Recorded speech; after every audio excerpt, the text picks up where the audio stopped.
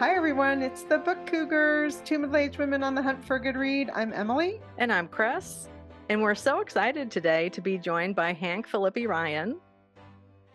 Thank you. I think it's three middle-aged women now, right? On the hunt for a good read. Do I get to be an honorary cougar, I hope? Absolutely. 100%. Absolutely. Now, Hank's been a guest on our podcast before, and we're super excited that she's here to help us kick off our Friday Read series with a special guest. And Hank, we're hoping you can tell us a little bit about your current book that is out in the world. Yes, look at this. It is The House Guest. Now, what I want you to do is imagine this in paperback, right? Because in gorgeous trade paperback, because it is just out in paperback right now. So I'm really thrilled about that. The House Guest is a fast-paced psychological thriller. If you like Lisa Scottolini, Lisa Unger, Lisa Jewell, all the Lisas, it's like that. It's psychological domestic suspense. It's cat and mouse thriller. I can tell you quickly about it. There was a thing on Twitter that said, "Can you describe your book in 5 words?" So I thought, sure, I can do that. So The House Guest is greed, divorce, betrayal, female empowerment, and revenge. I guess female empowerment is 2 words already, but whatever. Greed, You can betrayal, put a dash in it. Hyphenate it, yeah.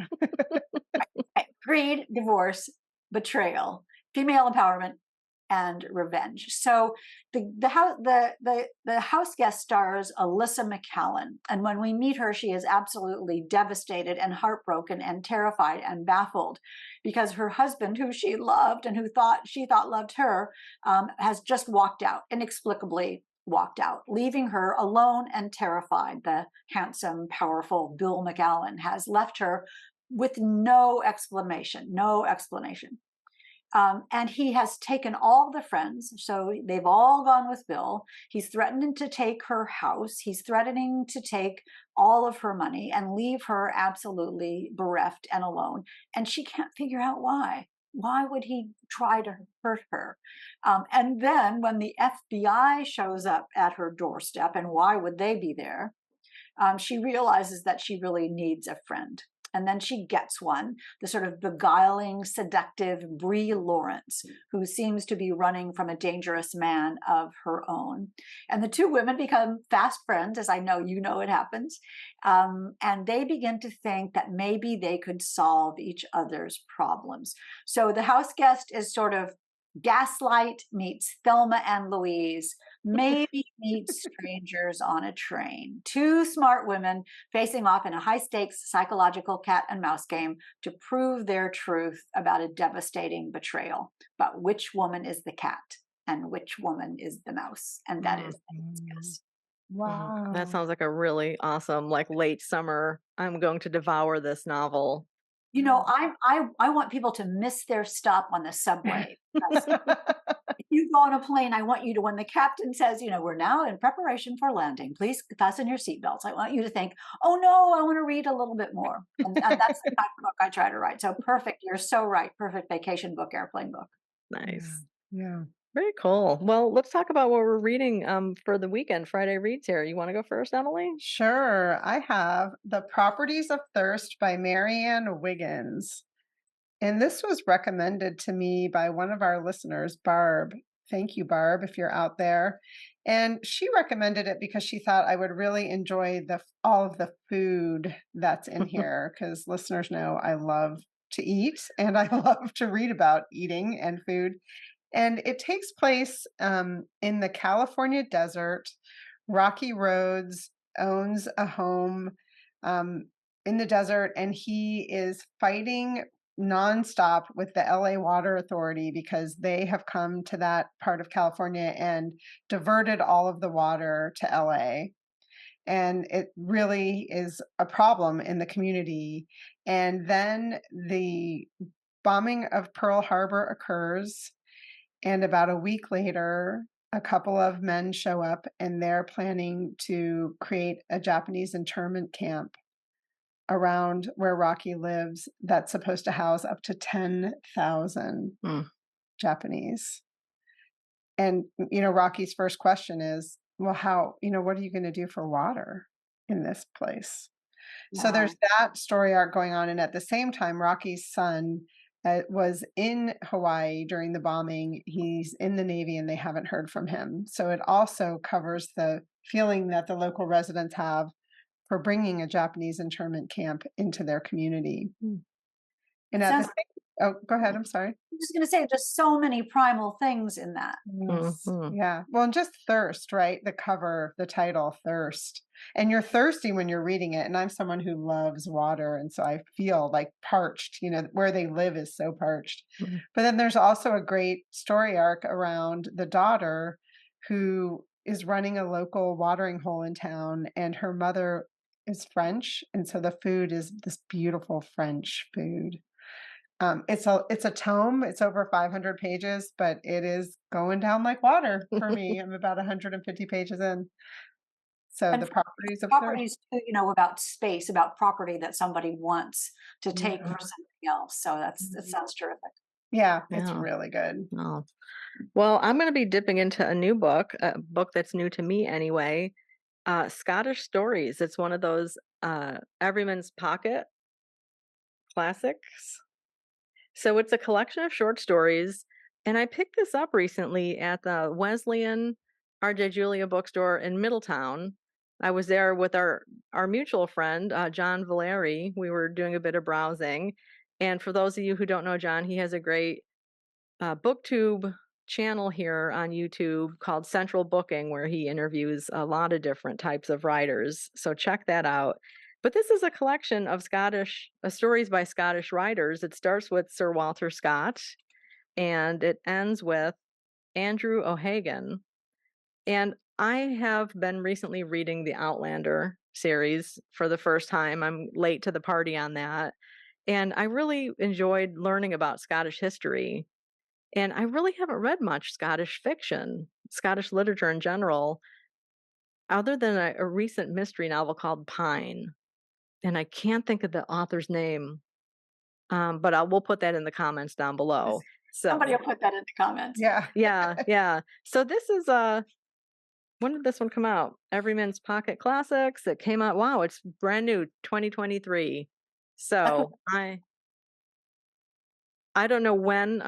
I can't imagine I'm going to sit down and read story after story. That usually doesn't how it work. That's usually not how it works with me in anthologies. But I'm going to definitely read at least one this weekend. In the I, anthology that I edited for BoucherCon, I tried to make it have a flow so that you could read through it from cover to cover, or that you could just dip in and see what moved you at that particular time. So it's interesting.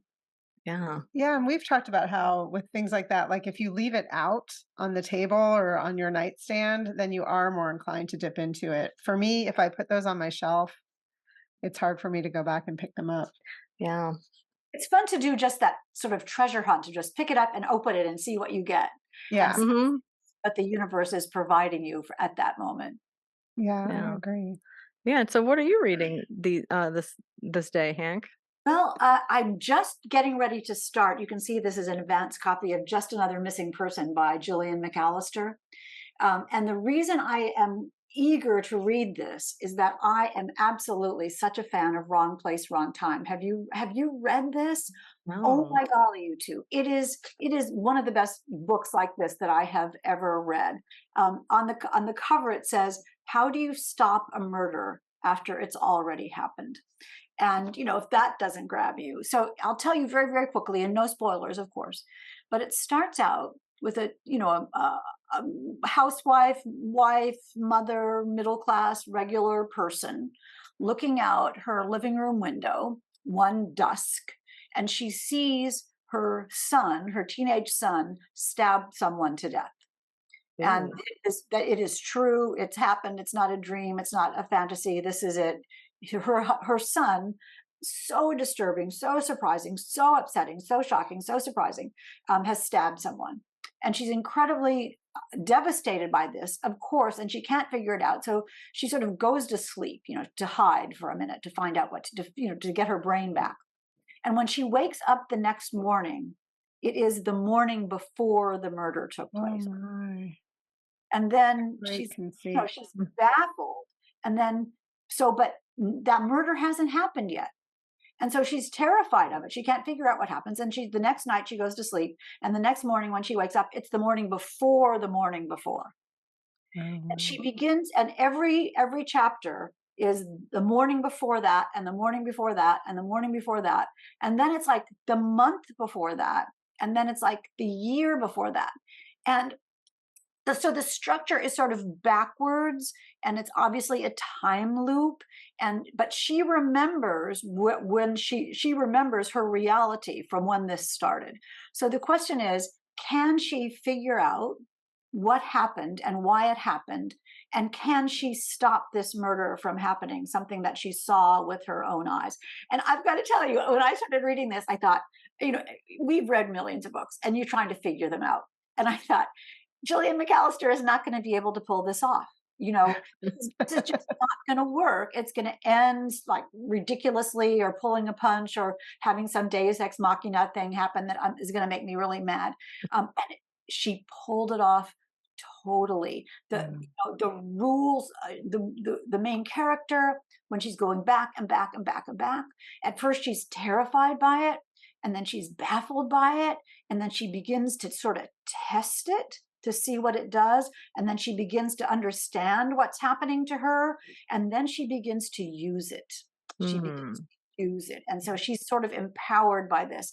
And I know I'm talking too long, but one more thing about this is, not only is it a fantastic murder mystery with this brilliant structure — we're talking about Wrong Place, Wrong Time by Gillian McAllister — not only has it got this brilliant structure, but in the end, it's a book about how we live so fast and such a quick pace that we don't really notice our lives. We don't really notice what our children are saying, what our spouses are saying, what's going on in the world, because we're very narrowly self-centered about what we want and what we're trying to do.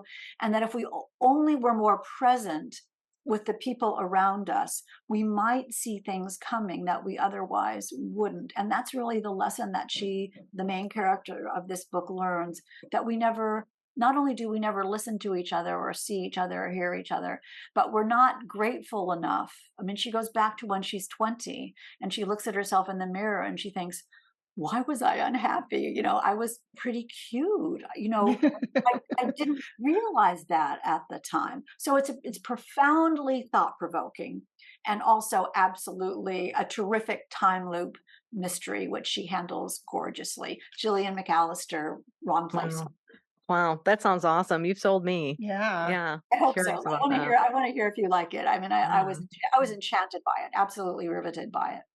That's so it makes me think of Louise Penny, because she talks about in some of her novels about how sometimes murders start years before, decades before. Like, if you're going to try and find out why this person murdered somebody else, other than crimes of passion that happen spontaneously. And that always kind of creeps me out a little bit when I think about it, which I do think about it here and there. What in your past could come back to haunt you in such a way. And I think that also, for instance, in The House Guest, the same kind of thing is, how well do we really know the people we love? And could they be keeping something from us? And if they are, why didn't we notice that? Why didn't we see that? The times that we say to each other, I should have known. That's why this happened. But we just let it go by.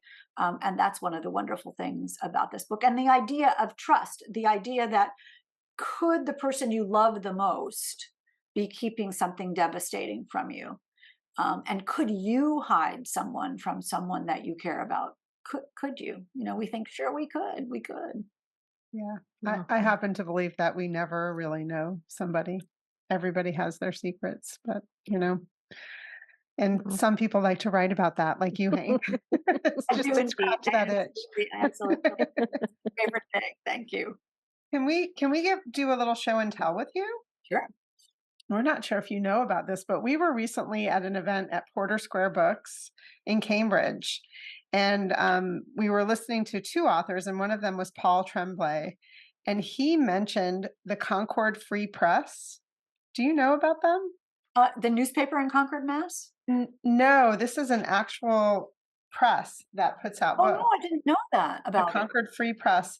And what Beautiful. they do is they send you, you can sign up online. They have a website, and we'll put this down below, and they'll send you a free book. And the current book they're sending is this book, which is so perfect for our Scarlet Summer, which we're in the middle of, called The Witch of Matange by Madison Smart Bell. And the reason they send you this book for free is that they're doing kind of an experiment, and I'm just going to read what the very cute bookmark says that I think has Paul Revere on the top. Congratulations, here's the book you requested. It's free, even shipping. It's all part of generosity-based publishing. We hope you'll do your part now. Number 1, make a voluntary donation to a charity or person in need, your choice. Number 2, chart your donation on our website. Number 3, pass your book along to someone else so the giving keeps going. That's the whole Concord Free Press concept, simple but powerful. It's an ongoing experiment in publishing and community. Yeah, I and didn't know about that at all, and that is completely lovely in every way. There's Isn't isn't it? cool? Yeah. brilliant. And then in the back, you put your name down, that you've read it and the date, and then you send it along to somebody. And we've decided on our donation. You want to share Oh, that? sure. Yeah. Well, with everything going on with book bans in our country, we've decided we're going to make a donation to Unite Against Book Bans. And I know people have probably seen some of their ads around, and their URL is uniteagainstbookbans.org. It's time to show up for libraries. All of us talk about how much we love libraries, and I know many of us pay taxes for our local library, but libraries around the country really need us to make donations to help combat this effort that's going on to close libraries, not just ban books. Yeah. Yeah. It shows how powerful we can be if we work together for something. Yeah, 100%. absolutely. But yeah, that was such a cool idea, and they sent it in this wonderful red flyer, Yeah. and their little logo does look like it's Paul Revere up there in Yeah. the corner. And I love how I had they never put our heard of name that. Thank you with for an telling us about that. exclamation point. Yeah. Yeah, it's really cool. We wouldn't have heard about it except that I think Paul's he's writing with He's somebody else. he's on the board. Here, let me Yeah. see this, because we looked at the board of directors. Let's see, is it the board of directors? The advisory board. I mean, it's people like Megan Abbott, Russell Banks, Gregory McGuire, Joyce Carol Oates, Tom Parada, Francine Prose, and Paul Tremblay is on there. So, and more people. I didn't want to read the whole list. I know we've been going a little bit long, but it's such a great concept. Yeah. And what a And great cover. you'll put the link in the comments. Yeah, Yeah. we will. Yeah. Hank, thank you so much for joining us for Friday Reads, for giving us two books I'm really excited about, and your book, which I have in my hands and haven't gotten to yet. So I plan to do that as well. Yes. Thank you. It's been marvelous to be here. This is a brilliant idea, and I hope you'll invite me back to talk about One Wrong Word coming in February. Very excited about that. Oh, February yeah. 2024? Yes. All right. 2024, One Wrong Word. Excellent. And we will put links to Hank's books down below and her website. So please check that out. Happy Happy reading. reading.